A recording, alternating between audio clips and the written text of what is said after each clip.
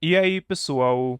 Hoje vamos estar continuando a nossa série do Vega Responde, onde eu pego alguns comentários que foram feitos no vídeo passado e respondo eles em vídeo. Se você tem alguma dúvida e quer que ela seja respondida em vídeo nesse formato, coloca nos comentários e não esqueça de colocar a hashtag Vega Responde para ficar fácil de eu selecionar os comentários para gravar o próximo vídeo dessa série. Então fiquem livres para enviar suas perguntas. E sem mais enrolações, vamos começar. E vamos começar com a primeira pergunta, a do Matheus Oliveira, meu xará, só muda que o meu Matheus é com TH. Mais um salve aí pra você. E ele mandou assim: na sua opinião, com a tecnologia avançando nos aparelhos Android, novos recursos, otimizações e tudo mais, em 2021 ainda vale a pena fazer root no aparelho? Antigamente, o pessoal fazia root para conseguir aproveitar um pouco mais do aparelho, isso é meio que um fato. Eu lembro da época que eu tinha o meu Galaxy Y, rodava aquele Android 2.3, e você tinha, né, mano, tipo, sei lá, acho que era 256 de memória interna, era um valor, tipo, muito baixo. Mas ainda tinha parte do sistema, alguns aplicativos que vinham pré-instalados, e sei lá, você ficava com 130 megas livre de armazenamento. Naquela época dá para baixar bastante coisa, os aplicativos não eram tão pesados. Na verdade, alguns jogos até eram meio pesadinhos, mas dava para fazer bastante coisa, mesmo estando com poucos megas de armazenamento livre. De qualquer jeito, para você tirar um proveito maior do dispositivo, você fazia root, e a primeira coisa que o pessoal fazia era desbloquear o dispositivo, tirar os aplicativos inúteis para tentar aumentar um pouco do armazenamento ou conseguir mover alguns aplicativos para a partição do sistema, o que já ajudava um pouco, mas acho que o principal uso do root naquela época era para particionar o cartão de memória e você dar uma parte do cartão de memória para ser usada como memória interna e você conseguir instalar um monte de aplicativo. E tinham diversos aplicativos que faziam isso. Acho que o mais popular era o Link to SD, né, o Link 2SD.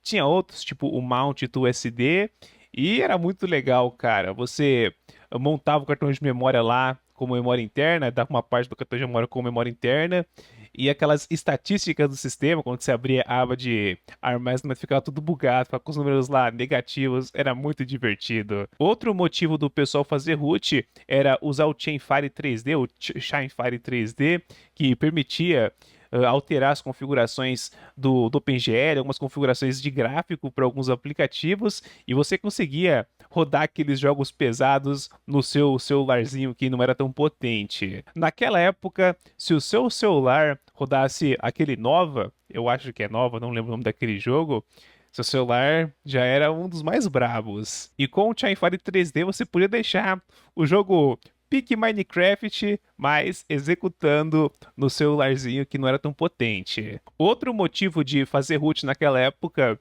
era trocar o DPI. Você tinha que alterar uma própria do sistema para conseguir trocar o DPI. Que tempos, cara. E ao longo do tempo, o Android foi evoluindo, o hardware dos aparelhos também foi, e hoje, sei lá, é até difícil de você achar um aparelho recente que vem com 16 gigas de memória interna, a maioria já tem 32 ou 64 ou até acima disso.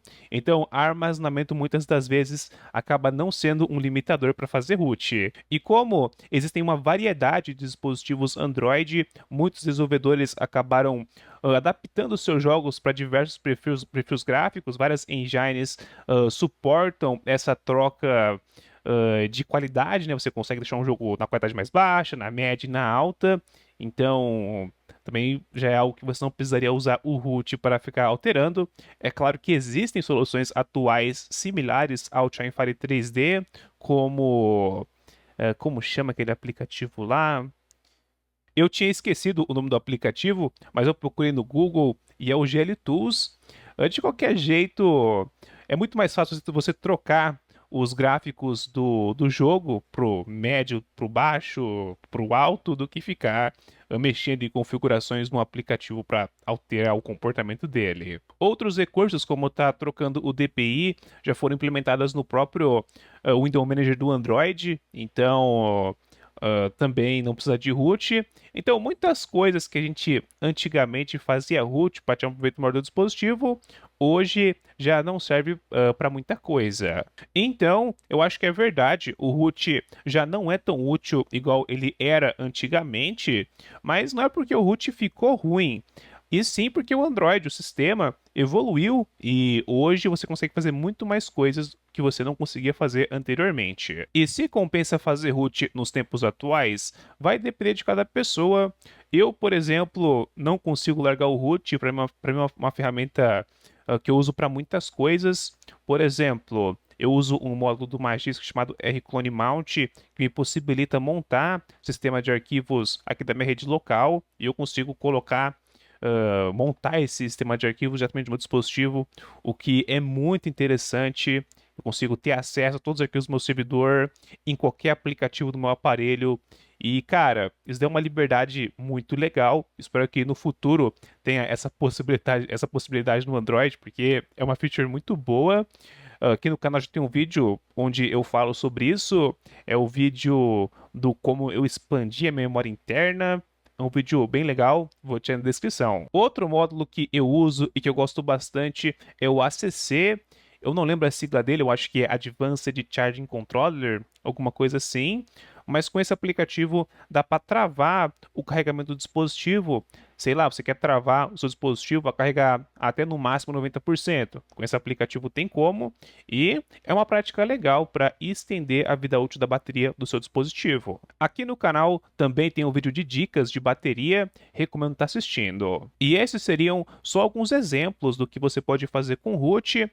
Tem diversas outras coisas que dá para fazer também. Tem aplicativos que usam root, tipo aplicativo de backup, alguns outros apps. De qualquer jeito, se o root vai compensar para você ou não, vai depender do que você vai fazer com o root. Se você vai tirar proveito daquilo, se você vai usar o root para fazer alguma coisa que você precisa, uma coisa que você gosta, vale a pena. Fazer root só por fazer, acho que não compensa. Tanto que existem usuários de ROM customizada que não fazem root, os caras vai lá, desbloqueia o bootloader, instala uma custom ROM e só não mexe em nada nesse negócio do Magisk. E se você não vai tirar proveito do root, não tem por que você fazer root. É só adicionar mais uma coisa lá no seu aparelho que você não vai usar. Então, se você não vai usar root, não faça. E vocês, pessoal? Coloquem nos comentários, vocês usam dispositivos com root? Qual que é o motivo de você usar um dispositivo roteado ou de não usar um dispositivo roteado? Vamos agora para a próxima pergunta, que é a do Sem Nome. Um salve aí para você, Sem Nome. Ele mandou assim: se eu fazer um Factory Fabric Reset no meu aparelho, ele vai voltar ao Android que veio já instalado de início? Meu aparelho é um Moto G6 e ele veio com Android 8. Só que eu atualizei para o Android 9, mas está muito ruim, performance caindo e etc. Então, amigo, o Format Data Factory Reset, ele vai estar formatando a sua partição de User Data. Essa partição de User Data, ela tem os seus arquivos pessoais, então fotos, vídeos, todos os arquivos estão nessa partição, e também os aplicativos, dados de aplicativos, aplicativos que você tem instalado, tudo isso está nessa partição de data, de user data. E fazer o format data factory reset vai estar apagando os dados dessa partição, vai estar resetando essa partição. Resumindo, o seu Android ele fica em partições diferentes. Você tem a partição de sistema, a partição de vendor, e essas partições não vão ser tocadas. Ou seja, nenhuma partição do sistema Android vai ser modificada. Então, o seu Android vai continuar sendo o mesmo antes do reset.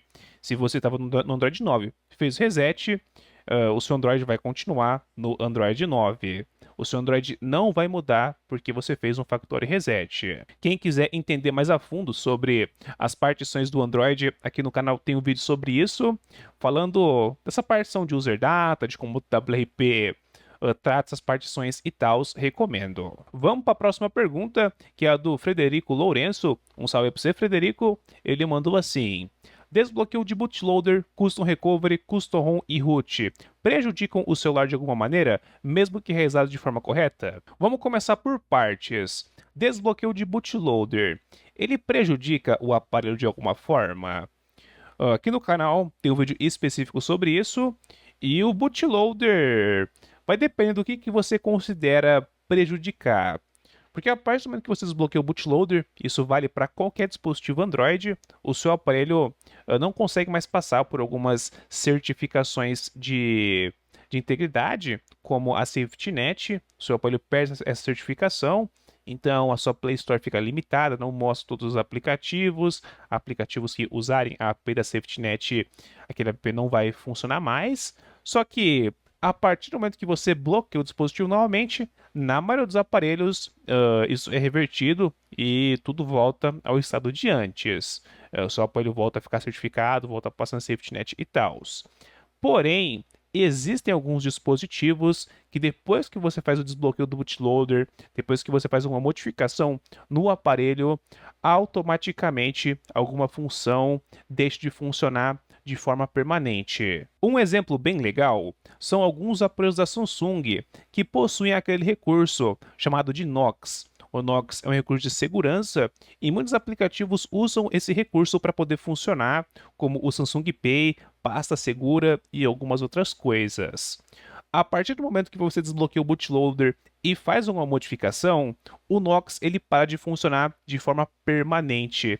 Então, esses aplicativos, o Samsung Pay, o Pasta Segura, vai parar de funcionar. E mesmo que você bloqueie o bootloader de novo, já era. O Knox não funciona mais a partir do momento que você desbloqueia o bootloader, então você perde essas features mesmo bloqueando o bootloader novamente. Outro exemplo que eu consigo lembrar é nos aparelhos da Sony, aqueles Xperia. Eu não sei se acontece nos mais recentes, mas tinha alguns modelos, algumas versões antigas aí dos Xperia, que você desbloqueava o bootloader e o sistema deletava alguns arquivos. Esses arquivos eram essenciais para trazer uma experiência de software legal. Eu lembro que... Eu não lembro qual Sony que era, mas eu lembro que tinha alguns modelos que você desbloqueava o bootloader e a qualidade da câmera piorava. Ficava muito ruim depois do desbloqueio. E mesmo bloqueio novamente, o negócio não voltava a ficar bom. Então, outro problema de desbloquear o bootloader nesse tipo de dispositivo. Resumindo, desbloquear o bootloader pode ser prejudicial? Depende do que você considera prejudicial. Para mim, uma feature que é removida permanentemente depois que você desbloqueia é algo prejudicial. Então, em alguns casos, nesses exemplos que foram mostrados, eu acho que prejudica. Mas em outros casos, no qual você bloqueia o bootloader novamente e as features voltam a funcionar, eu já acho que não é prejudicial. Então, vai depender do ponto de vista de cada um. Eu, por exemplo, já tive um Redmi 5 Plus, tem vários vídeos aqui no canal sobre ele, e é um dispositivo que eu modifiquei, instalei custom ROMs, bloqueei o bootloader, fiz root, brinquei com o dispositivo à beça, e depois, mais pra frente, eu resolvi vender ele. A única coisa que eu fiz foi restaurar a ROM original e bloquear o bootloader, e cara...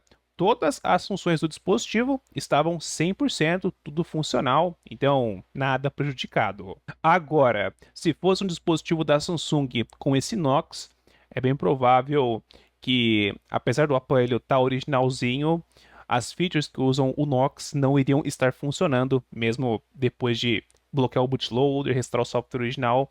Então, aí sim, eu consigo considerar isso como algo que foi prejudicado no aparelho. E o próximo seria Custom Recovery e Custom ROM. Prejudica?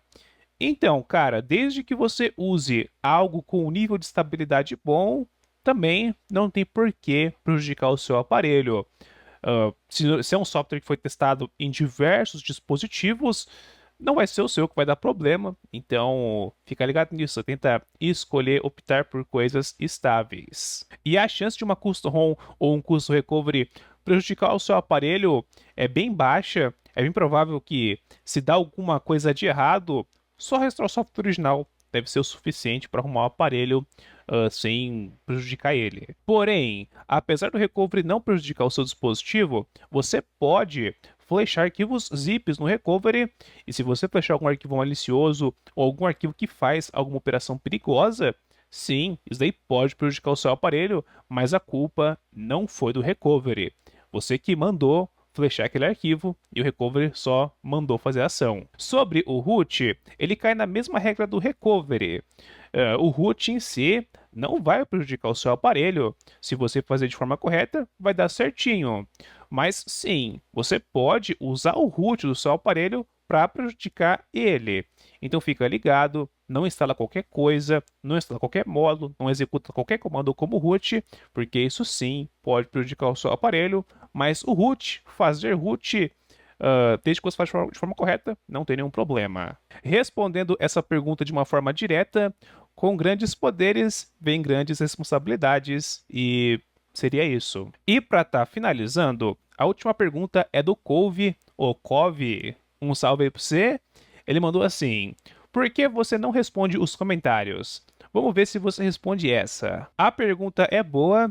Quem repara nos comentários sabe, principalmente de vídeos mais recentes, eu normalmente não respondo o pessoal, é bem difícil eu responder, nem dou coraçãozinho, mas não é porque, né, cara, eu sou, vamos dizer assim, um cara que não tá ligando pros comentários ou pro feedback.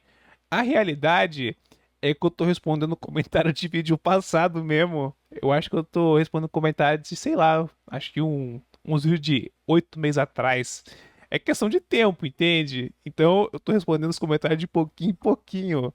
Mas agora que a faculdade estamos de férias aí, já deu uma acalmada, vamos ver se eu consigo acelerar esses comentários, tentar responder os comentários de 8 meses atrás, depois de 7, depois de 6, depois de 5, até chegar nos vídeos mais recentes.